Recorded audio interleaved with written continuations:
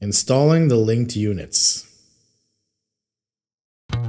Turn the heating system off at the main electrical panel. Loosen the bottom screw and remove the CT230 faceplate from the wall plate. The screw cannot be completely removed. Connect the wall plate to the load, heating cables, and to the power supply.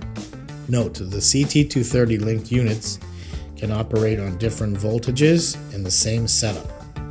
Install the wall plate to the electrical box using the provided screws.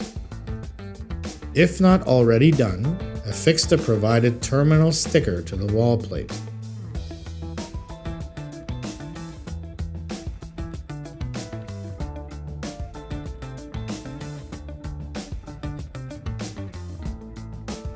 Insert the wires not included through one of the two openings on the wall plate and connect the CT230 linked units together in a daisy chain configuration.